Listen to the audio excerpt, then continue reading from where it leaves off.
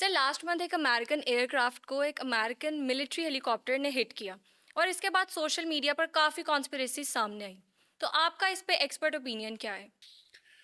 देखिए, वो मैटर अभी डिटेल अंडर इन्वेस्टिगेशन है। और एनटीएसपी की एक अच्छी बात यह है, एनटीएसपी वो इदारा है जो नेशनल सेफ्टी इनकी देखता है, और जितने भी एक्सीडेंट्स होते हैं अमेरिका में ये उनकी इन्वेस्टिगेशन। तो एनटीएसपी की एक अच्छी बात यह है कि ये तमाम एक्सीडेंट्स की इन्वेस्टिगेशन जो है वो पब्लिक कर देता है, और होनी भी चाहिए।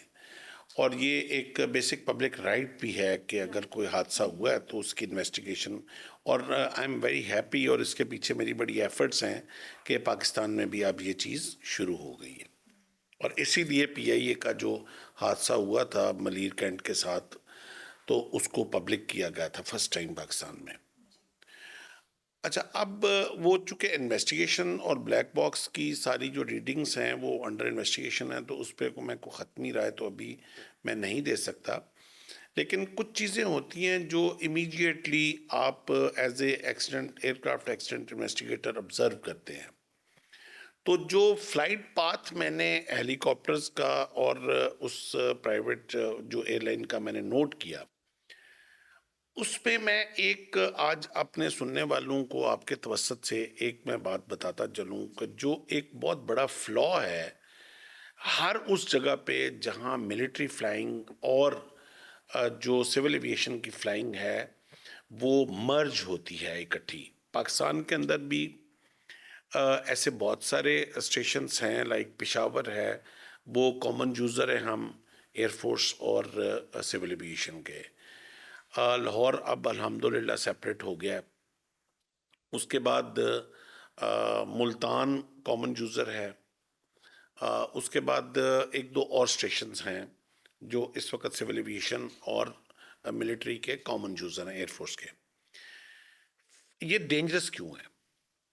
ये इसलिए डेंजरस है कि मिलिट्री एयरक्राफ्ट्स में, स्पेशली एयरफोर्स के एयरक्राफ्ट्स में, जो कम्युनिकेशन सिस्टम होता है वो यूएचएफ होता है, और जो सिविल एविएशन के प्लेन्स हैं उनमें कम्युनिकेशन का सिस्टम जो होता है वो वीएचएफ होता है, वेरी हाई फ्रिक्वेंसी। और वो मिलिट्री में यूएचएफ होता है, अल्ट्रा हाई फ्रिक्वेंसी। ये दोनों एक दूसरे के बैंड के साथ मैच नहीं करते। टावर के पास दोनों सेट होते हैं। मिलिट्री पायलट जो है वो टावर के साथ कम्युनिकेट कर रहा होता है, और सिविल एविएशन वाला जेट्स जो हैं ये भी टावर के साथ। तो टावर दोनों को हाइट्स की सेग्रीगेशन दे रहा होता है, जबकि बहुत जरूरी है कि वो कम्युनिकेशन जो है वो दोनों पायलट खुद भी सुन रहे हो।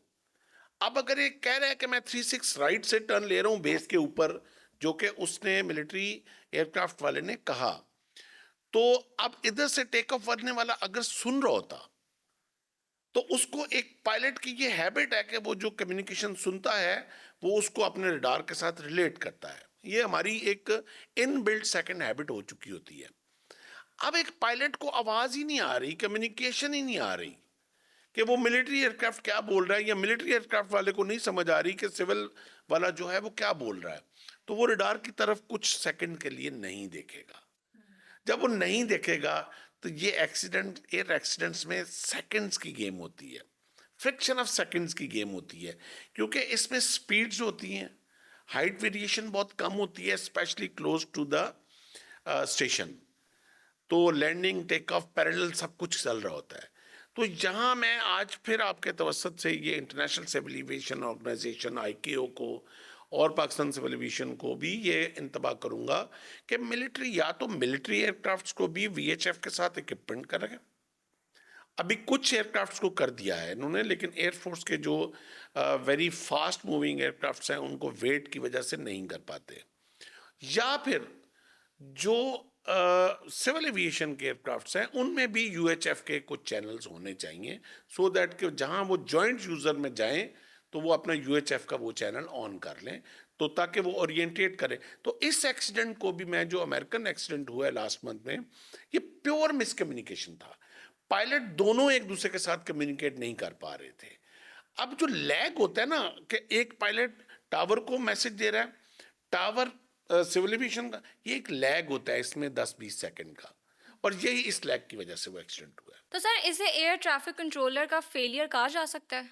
पार्शली यस, क्योंकि वो जो हेलीकॉप्टर को जो हाइट दी गई थी वो उस हाइट से 150 फुट ऊपर था। एक अच्छा ट्रैफिक कंट्रोलर जो है वो 10 फुट भी अलाउ नहीं करता हाइट वेरिएशन को। और जो आजकल मॉडर्न इक्विपमेंट हमारे पास आ चुकी हुई हैं, लेज़र गाइडेड जो इक्विपमेंट्स होती हैं, वो अगर आप ऑटो पायलट पे फ्लाई करते हैं तो वो तो 1 फुट नहीं ऊपर नीचे होने देता। और कंट्रोलर थोड़ा बहुत तो मार्जिन दे देता है। हाँ, अगर एक कंट्रोलर देख रहा है कि स्पेस इज ओपन, कोई 10 मील ऊपर 10 मील नीचे कोई जहाज नहीं है, तो वहाँ अगर एक जहाज 100 फुट ऊपर 200 फुट ऊपर नीचे जा रहा है तो वो उसको मार्जिन दे सकता है। लेकिन जहाँ आप एरोड्रोम के ऊपर हैं और आपके हर 200 गज के ऊपर से शां शां करके जहाज गुजर रहे हैं, तो वहाँ 150 फुट उसने वो अपनी क्लियर्ड हाइट वेरिएशन से फ्लाई कर रहा था। तो पायलट एरर तो था ही था, लेकिन एटीसी वाले का जो एयर ट्रैफिक कंट्रोलर है उसका भी डेफिनेटली फॉल्ट है। Thank you so much sir and it was very interesting and informative session. नहीं, यू आर वेलकम। और मैं खुद बड़ा आपके सवालों से माशाल्लाह बड़ा इम्प्रेस हुआ हूँ। दे थैंक यू वर sir. Very technical and to the point, thank you so and much you are sir. Welcome.